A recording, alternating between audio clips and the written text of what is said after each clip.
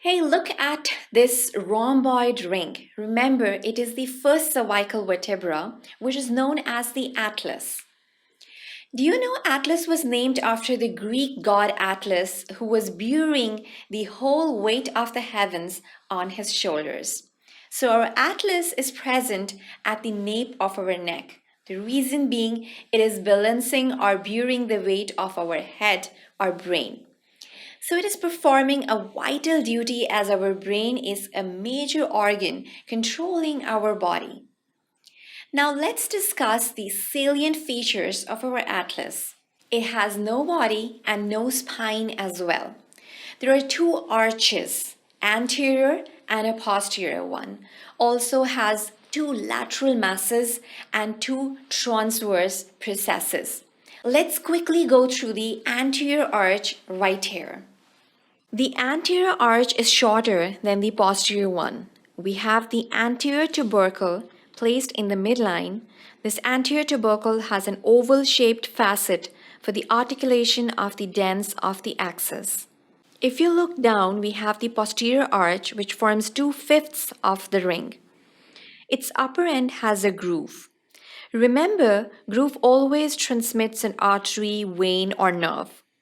This particular groove transmits the vertebral artery.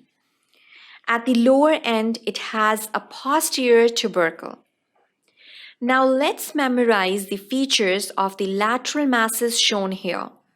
Each of the lateral mass has this kidney-shaped facet named as superior articular facet, directed upwards and medially. It basically articulates with the corresponding condyle to form the atlanto-occipital joint.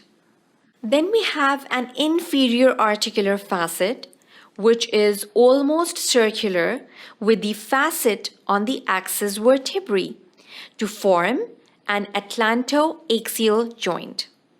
Now, if you look here, you would get an idea that the transverse processes of the atlas are pierced in the middle by the foramen transversarium and can be more easily visible in the inferior view and could be easily located quite anteriorly, exactly an area between the angle of the mandible and the mastoid process over here. Its long length helps it to act as a lever and helps us rotate our head like this in different directions. The anterior tubercle gives attachment to the anterior longitudinal ligament. On either side of it is the attachment of the oblique part of the longus colli. Apart from it, we have the attachment of anterior occipital membrane attached wholly to the upper border of the anterior arch. The posterior tubercle gives attachment to the ligamentum nuchae. On either side, there is attachment of the rectus capitis posterior minor on either side.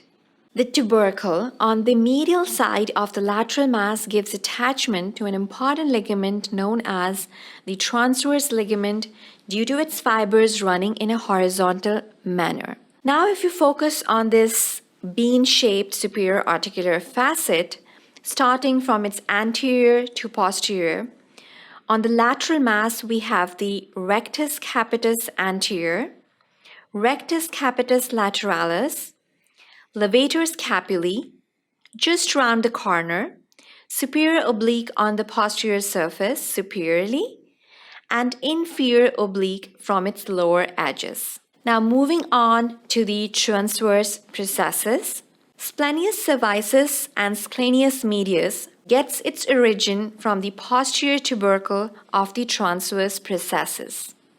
So I hope now the features of the first cervical vertebra are clear, and now I will be discussing the features of the second cervical vertebrae.